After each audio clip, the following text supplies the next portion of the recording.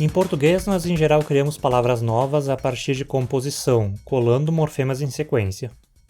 Favor, favorável, favoravelmente, desfavoravelmente. A mesma coisa acontece quando flexionamos palavras. Favor, favores, favorecer, favoreci, favorecemos. Chamamos isso de morfologia concatenativa, pois a gente vai concatenando morfemas, ligando um ao outro numa cadeia. Mas nem sempre isso acontece. Veja o verbo fazer, onde temos conjugações como faz, fez, fiz, que contrasta claramente com o verbo cantar, onde as formas são canta, cantou, cantei. Em cantar, claramente vemos morfemas se concatenando, mas em fazer existem diversas formas que não seguem essa ideia, e em vez disso fazem uma modificação dentro do morfema lexical, dentro da raiz, para passar uma informação. Chamamos isso de morfologia não concatenativa, pois não temos morfemas em sequência e sim uma modificação interna no morfema. Em algumas línguas, como o português, esse processo é apenas ocasional e não é produtivo atualmente, mas em outras isso é parte ativa da gramática da língua de forma produtiva até hoje. Um dos casos mais famosos de morfologia não concatenativa são as raízes triconsonantais de línguas semíticas como o árabe. Vamos usar aquele exemplo já super batido e clichê do árabe, a raiz ktb, que tem a ver com escrita. Kataba, ele escreveu. Kutiba, estava escrito. Yaktubu, ele escreve. Kataba, ele escreveu uma carta. Kutiba, ele recebeu uma carta. Iktataba, ele copiou. Iktatibu, foi copiado. Kitab, livro. Katib, escritor.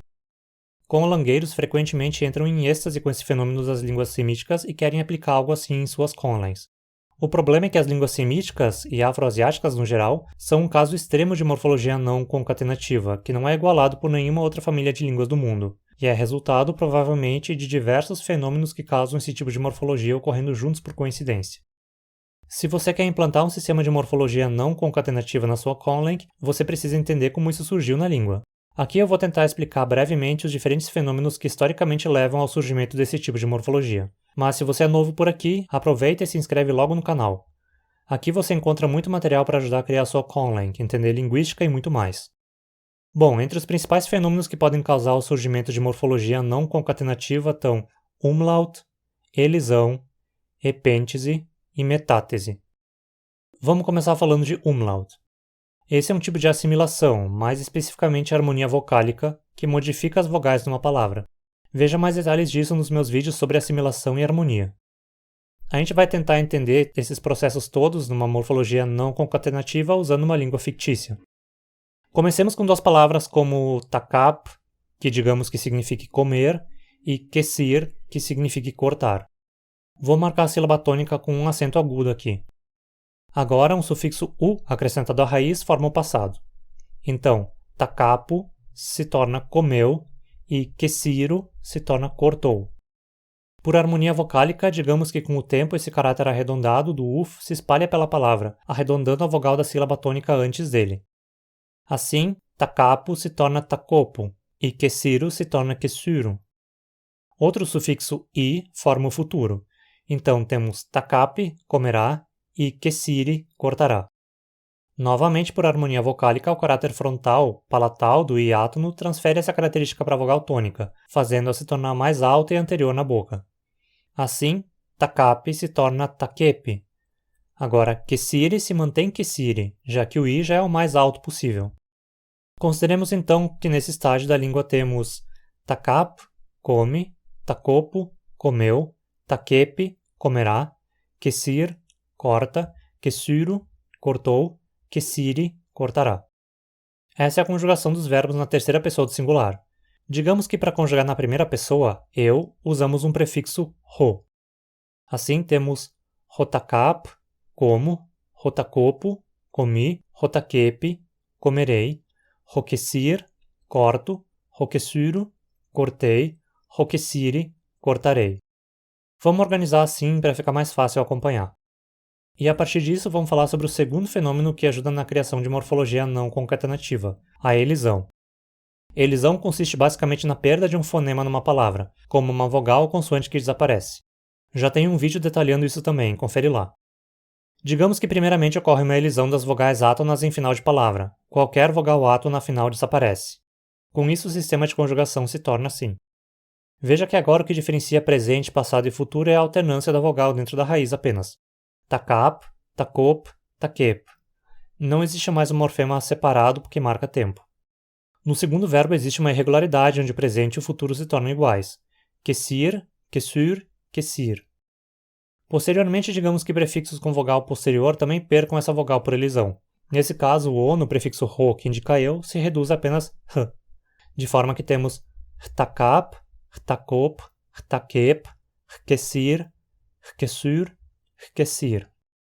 Mas essa sequência k é complicada de pronunciar sem uma vogal de apoio. Aí entra o terceiro fenômeno, o epêntese, que é quando um fonema adicional é inserido numa palavra. Mais uma vez eu tenho um vídeo específico sobre isso para você entender o fenômeno em mais detalhes. Aqui digamos que para facilitar a pronúncia de ht, os falantes passam a pronunciar uma vogal no começo da palavra, e essa vogal é um eco da vogal que vem depois. Artakap, artakop, artakep. Erkesir, erkesur, erkesir.